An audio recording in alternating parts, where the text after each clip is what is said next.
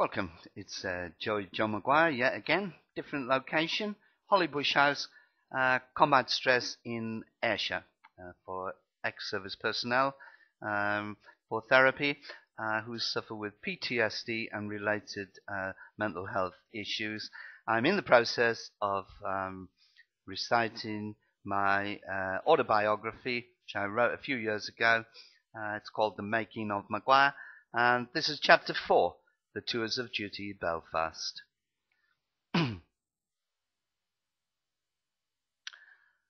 Complete with wardrobe and weapons, Joey had spent a rough night on an old LSL troop carrier to cross the Irish Sea. As a sprog, he'd landed cookhouse and dishwashing duties, which, along with his nervous anticipation of the future, had left him mentally and physically exhausted. He'd completed his Northern Ireland training down at Lydd and Hythe, and he'd found that experience frightening enough, let alone the real thing. He'd told no one that he was going. He had just insured himself against the worst that could happen to him, and saw no point in putting his family through 4 months of anxiety.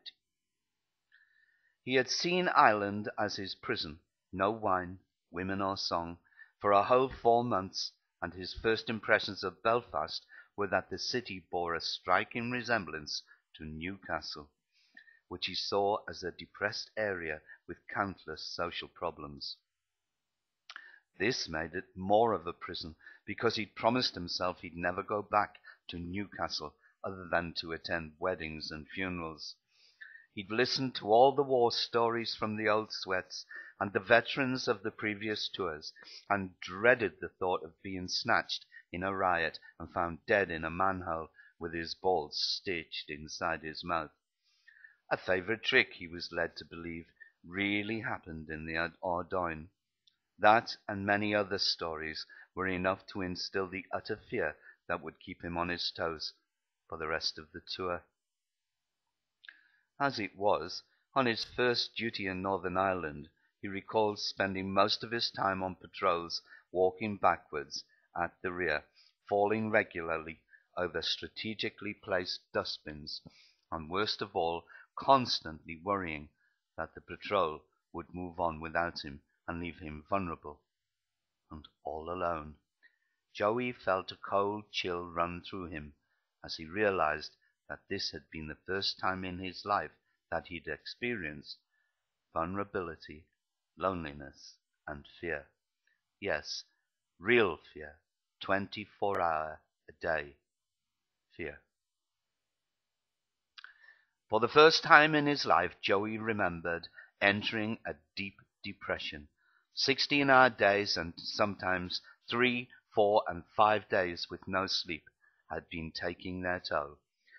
Living conditions were cramped with bunk beds piled 3 high to the ceiling, living out of boxes piled on top of each other at the bottom of the beds. Patrols moving in and out 24 hours a day, making uninterrupted sleep impossible. Constant guard duties, cleaning, cookhouse duties, briefings, patrols, and total boredom. He recalled that the only entertainment provided on the whole idea was an Irish dance night with selected geriatric Protestant women and a disgustingly tacky strip show, along with an equally disgustingly tacky comedian. Hard porn movies were shown once a week, but Joey saw that as inflicting punishment upon himself. At first the lads had been discreet when masturbating, normally using the toilets, or he'd hear a bed squeaking during the night. But as frustration set in, these events were happening commonplace in full view at any time of the day. Tempers were often frayed, with best friends finding themselves in sometimes verbal and sometimes even violent confrontations.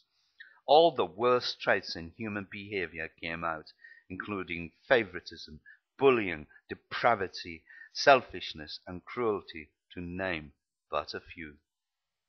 Senior ranks were by no means setting the example that they should. He could not conjure up a way to describe the quality of the food.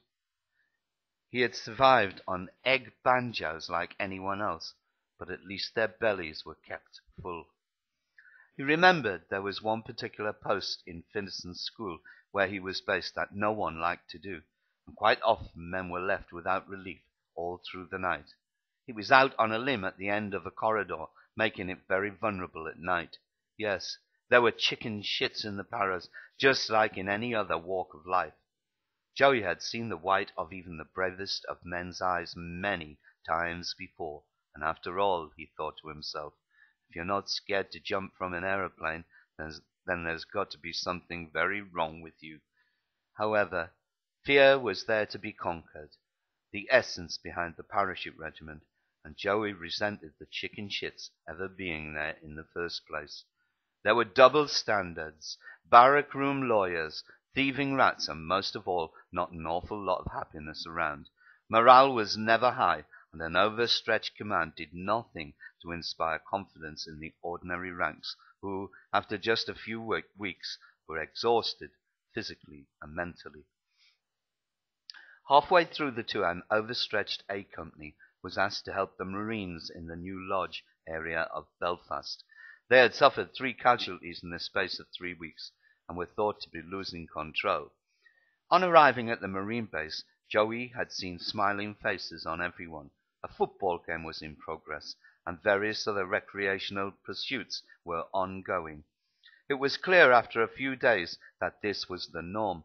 Joey looked around at his pals and saw the tired, pathetic men they had become, and through this he could also see the despair on his friends' faces. A Company were being driven into the ground, while the Marines, at least on the surface, were living in a bloody holiday camp. One sergeant, who had brought Joey through depot, and whom Joey had nothing but admiration for, had marched his men back to Finnerson School in disgust at what was going on, and refused to return. There weren't many with the balls enough to do that. Anyway, there were to be 3 patrols going around the Piccadilly Ring Road in the New Lodge all day long. Everyone was told exactly where to stand when the vehicles stopped to do checks, and the same vehicle checkpoints were used over and over again. It didn't take a genius to realize that the powers that be were deliberately trying to draw hostile fire by using A Company as standing targets. There was nothing Joey could do but to obey orders, but he remembered doing so very reluctantly and never stood in the same place twice. It was to be one of the many lessons given to Joey on how expendable he really was. At the RUC station on the Old Park Road, one of Joey's closest friends had been caught in the back sanger by the commanding officer, with his trousers around his ankles, right on his vinegar strokes. The CO had simply turned and walked out on seeing him, but Joey smiled to himself, recalling the following day, acknowledging the blind panic on his friend's face as he relayed the story. Joey remembered biting his lips in an attempt not to fall over laughing. "What am I going to do? How will I look him in the eyes again?" his friend had asked. Unfortunately for him, this is one occasion when Joey just did not have the answers.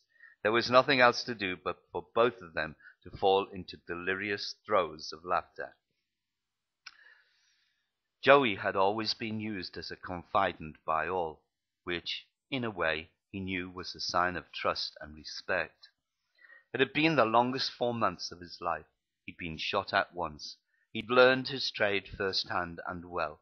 He'd developed an empathy towards the Catholic minority, but not the IRA, and more than anything, he was glad to see the docks of Liverpool once again. Weighed down with emotional baggage, he remembered how happy he was to be home, safely, all in one piece.